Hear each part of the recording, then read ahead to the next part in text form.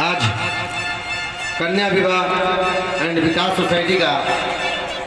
ये शाखा कार्यालय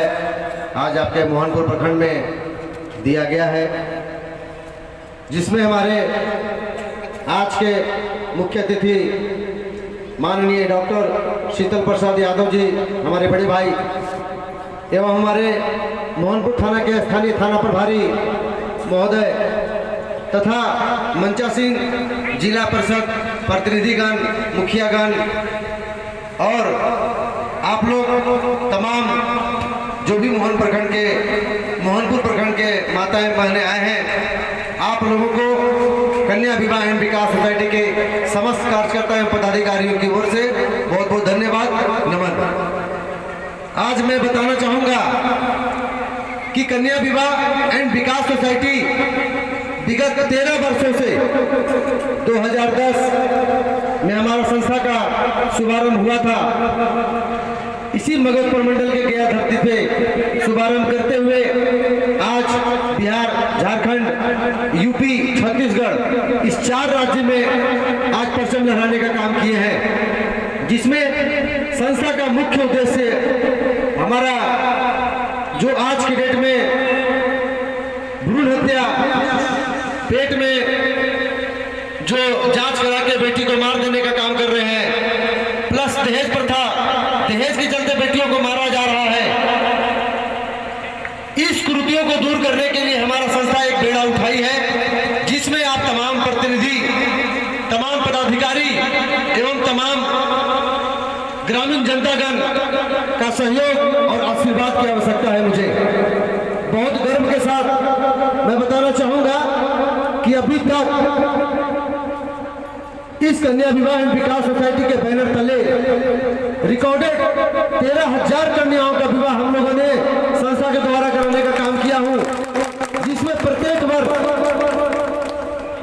साल में 2 बार, एक दिसंबर के महीने में और एक जून के महीने में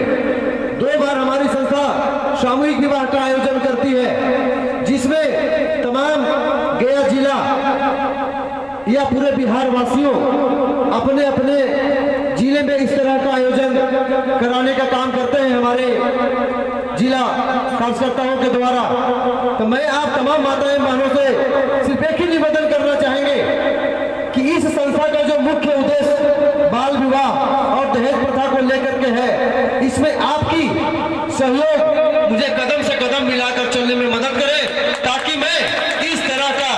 कार्यक्रम को सफल कर सकूं। और माननीय मुख्यमंत्री बिहार सरकार, हमारे माननीय नीतीश कुमार जी का जो यह 7 निश्चय में संकल्प है, उसमें यह भी एक संकल्प है। और इस संकल्प को पूरा करने में हमारे जो कार्यकर्ता आपके दरवाजे पे डोर टू डोर जाके सर्वे करने का काम कर रहे हैं, कि इसमें किसी तरह का शर्माने की, लजाने की और न डरने की जरूरत है, सिर्फ सहयोग करने की आवश्यकता है।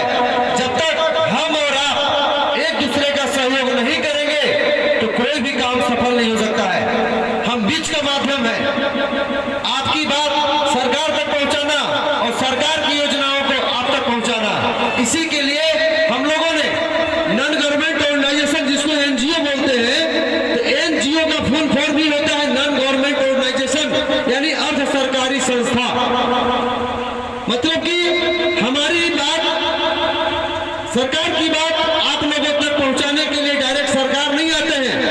डायरेक्ट प्रतिनिधि आपके पास नहीं जाते हैं, तो प्रतिनिधि का भी 2 प्रतिनिधि होते हैं, जिनके माध्यम से आपको ये मालूम पड़ता है कि आपके घर में राशन कार्ड नहीं है या किसी तरह का वृद्धा पेंशन नहीं है, विधवा पेंशन नहीं है। तो उसी तरह से जो भी प्रतिनिधि आपके होते हैं, जिला परिषदगण या हमारे मुखियागण, तो उन लोगों को आपके घर के प्रतिनिधि आपकी समस्या को रखते हैं और उनके प्रतिनिधि के द्वारा आपकी समस्याओं का निदान किया जाता है। तो इसी तरह से मैं आप लोगों को बताना चाहूंगा कि हमारा जो मुख्य उद्देश्य है, सिर्फ 3 ही उद्देश्य पे हम लोग काम कर रहे हैं, एक बाल विवाह, एक दहेज प्रथा। इस 2 को समाप्त करने के लिए मैं आपको बताता हूं कि समाप्त कैसे होगी। तो बाल विवाह को समाप्त करने के लिए हम लोग एक अपनी संस्था का आवेदन सदस्यता फॉर्म निकाला है, जो हमारे यहाँ लड़कियों की रजिस्ट्रेशन यानी सदस्यता ग्रहण उनके माता पिता का होता है, और जिस माता पिता का सदस्य हमारे ग्रहण में होते हैं तो उनके विवाह के समय हम लोग उनके घर पे विदाई सामग्री, पोषक, रजाई, तकिया, बेडशीट, जो भी आप देख रहे हैं हमारे स्टेज के सामने, बगल में गोदरेज, पलंग, इस तरह की सारी विदाई सामग्री हम लोग आपके विवाह के समय उपहार स्वरूप घर पे देते हैं। लेकिन कब,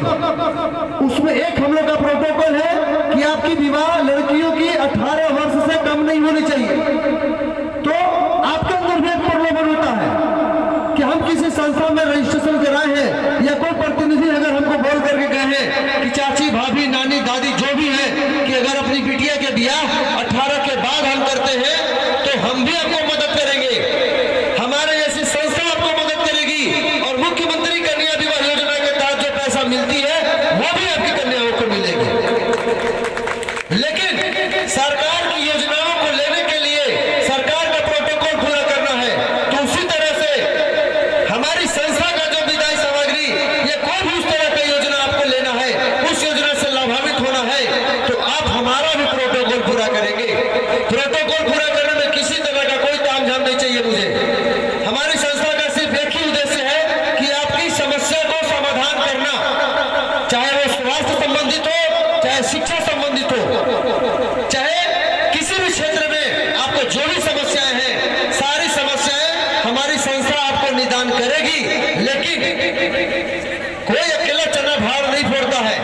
उस चने के लिए आपकी सहयोग की आवश्यकता है। हम लोग खेती में एक चना डालते हैं या एक मकई का दाना डालते हैं, लेकिन उसी एक मकई के दाना से अगर वो मक्का का पेड़ तैयार होता है तो कम से कम 2 बाल 3 बाल निकलता है। एक एक दाना निकाल के देखिएगा तो मालूम पड़ेगा कितना दाना है। तो उसी तरह से आज हमारे मोहनपुर प्रखंड के जो भी कार्यकर्ता है, हमारे भोला जी, समीम जी, इंद्रदेव जी, जो आप लोगों को जागरूक करने का काम कर रहे हैं, तो मैं स्थानीय प्रतिनिधि महोदय, मंचासीन पदाधिकारी महोदय से एक ही बात का निवेदन करता हूं कि अगर हमारे क्षेत्र में, आपके क्षेत्र में हमारे पदाधिकारी, हमारे कार्यकर्ताओं को किसी भी तरह की परेशानी जागरूकता करने में होती है तो आप लोग कृपया कोऑपरेट करने का काम करें और जागरूक करने का काम करें। उससे क्या होगी कि अगर आज एक विकास माली इस तरह का आयोजन आपके बिहार से शुरुआत किया है और 2 स्टेट तक झंडा लहराने का काम किया है, जिसमें आपके क्षेत्र से माननीय जिला परिषद अध्यक्ष हमारे बड़े भैया शीतल प्रसाद यादव जी, आज इनका योगदान जब से मैं गया शहर में नेड़ रखा था उस समय से हमारे बड़े भाई अपने आशीर्वाद देते रहे हैं। और यहाँ तक कि हमारे संस्था को, हमारे कार्यकर्ताओं को, पदाधिकारियों को बहुत समस्या का समाधान, मतलब क्या बोलते हैं उसको, परेशानी का सामना करना पड़ा है। लेकिन आज हमारे बड़े भैया शीतल प्रसाद यादव जी का आशीर्वाद और सहयोग रहा कि आज इनके जिला परिषद के क्षेत्र में प्रखंड कार्यालय दे करके और मैं आप लोगों की समस्या का समाधान करने खुद आपके दरवाजे पे चल के आया हूँ। इसलिए आज बड़े भैया जो बैठे हैं आपके सामने, मैं इनके सामने फिर एक वचन देता हूँ कि भैया अगर आपके क्षेत्र में, जो भी जिला परिषद के क्षेत्र में है, अगर विवाह संबंधित कोई भी माता बहन अगर आपके घर पे जाते हैं या किन्हीं की शादी की समस्या होती है तो बेहिचक आप अपने छोटे भाई को फोन करके और इनकी समस्याओं को भेजिए। मेरे क्षेत्र के जो भी आपके पदाधिकारी कार्यकर्ता हैं, इनके घर बैठे समस्या का समाधान करेंगे। अगर किसी तरह का कोई भी शादी के नाम पे, विवाह के नाम पे या किसी तरह का फंड दिलाने के नाम पे अगर अवैध पैसे की वसूली करता है तो फिर भी हमारे प्रोस्पेक्टस में जो नंबर दिया गया है आप डायरेक्ट फोन लगा करके देंगे। लेकिन किसी को फर्जी संस्था का नाम या हमारे संस्था का नकल करके कोई पैसा मांगता है या किसी तरह का प्रलोभन देता है तो आप लोग उसके झांसे में आने का काम नहीं करेंगे। हमारे स्थानीय प्रशासन को या स्थानीय पदाधिकारी को या हमारे प्रधान कार्यालय को अवश्य फोन करेंगे। इसलिए मैं अपना जो भी 2 शब्द बोल के अपनी बातों को विराम देना चाहूंगा, इसलिए कि हमारे माननीय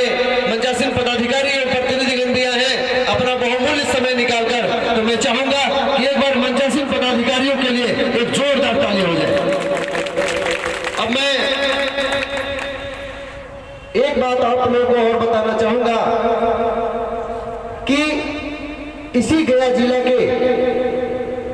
गुरुआ प्रखंड के एक बैजू धाम है। आप लोग शायद नाम सुने होंगे, बैजू धाम में 30 मई को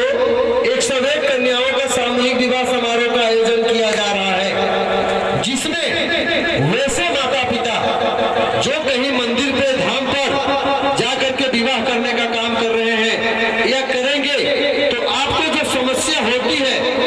लड़का पक्ष लड़की पक्ष दोनों पक्ष को आने के बाद जो भी खाना पीना आप लोग मंदिर में भी व्यवस्था करते हैं, अगर उस तरह की परेशानी आपके साथ हो रही है और आप अगर विवाह करने में असमर्थ है, तो आप हमारे स्थानीय कार्यकर्ता, आपके बगल में प्रखंड कार्यालय भी ओपन हो रहा है आज, उसका भी शुभारंभ हमारे माननीय मुख्य अतिथि और विशिष्ट अतिथि के द्वारा होगा। आप अपने कार्यालय में आकर के